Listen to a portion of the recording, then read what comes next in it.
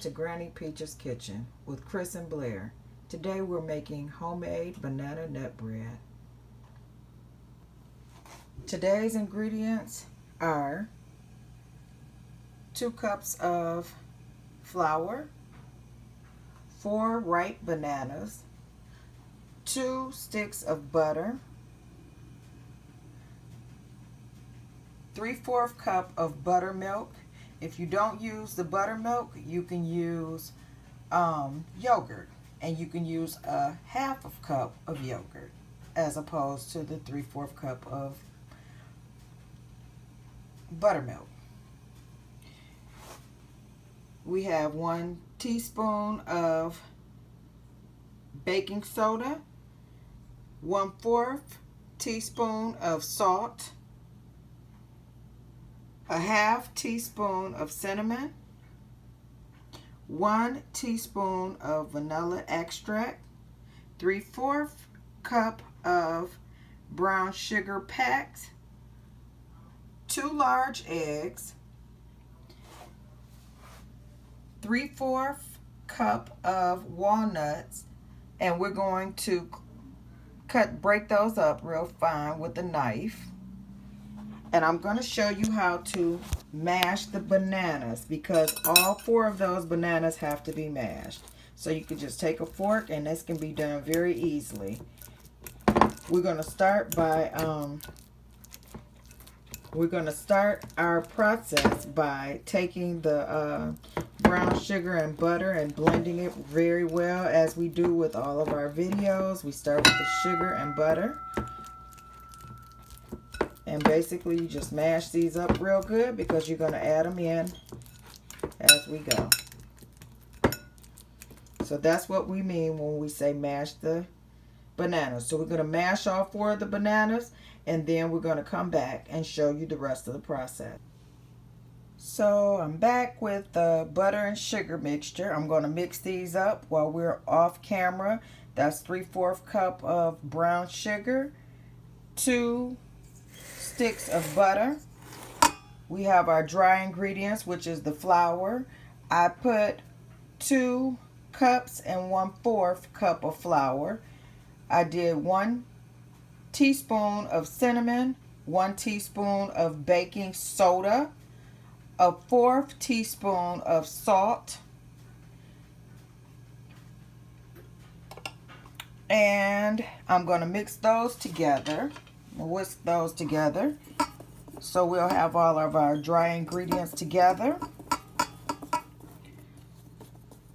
Ooh, that smells good. And so I'm going to move those out of the way, and I'm going to mix the butter and the brown sugar, and when I come back, I'll show you what's going on from there.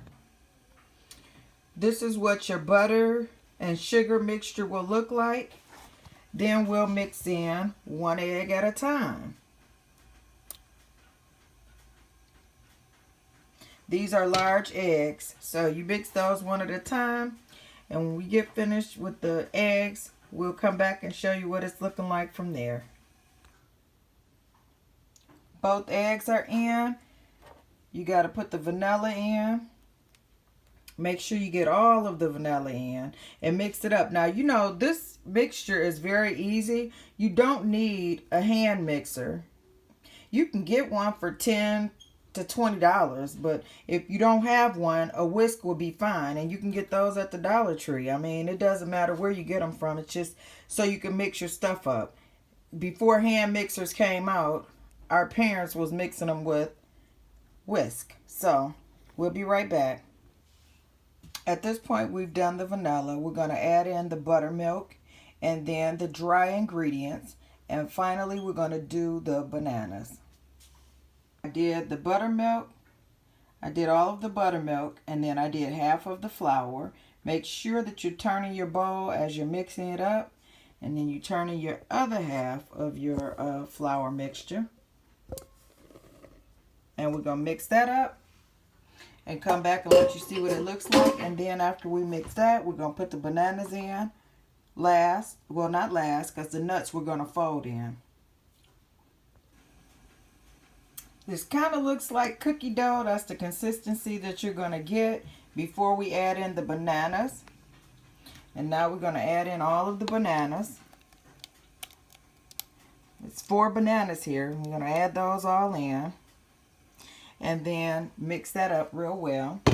And I will let you see what we come out with at that point. And then I'll show you how to fold in the nuts. So, guys and girls, this is everything mixed up except for the nuts. So now we're going to go in with the nuts. And put them in, and then we're going to fold them in. The folding process is just turning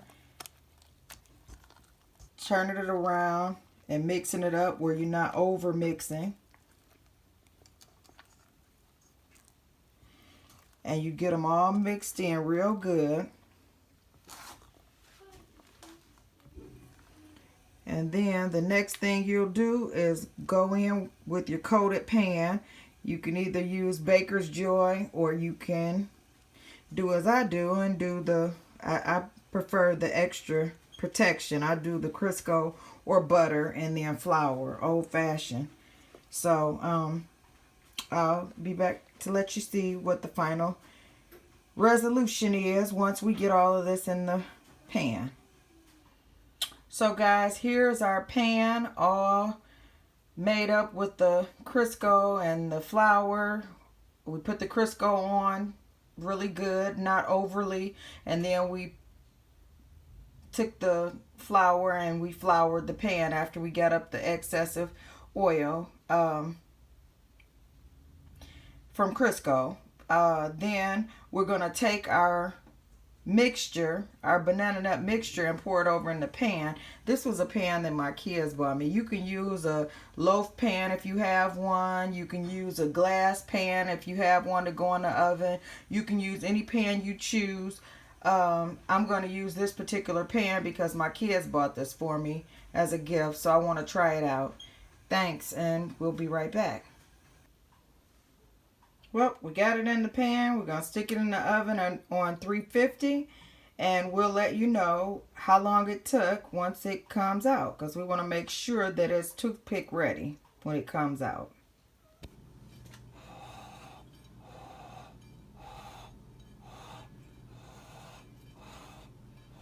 You guys ready for a taste tester? Mm-hmm. Yeah. Here's the banana nut bread.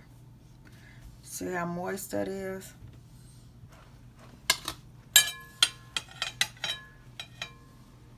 See? Kids are getting ready to do a taste tester. Y'all taste testing? Yeah. Mm-hmm. This tastes like banana pancakes. Tastes like banana pancakes? What you think, Blair?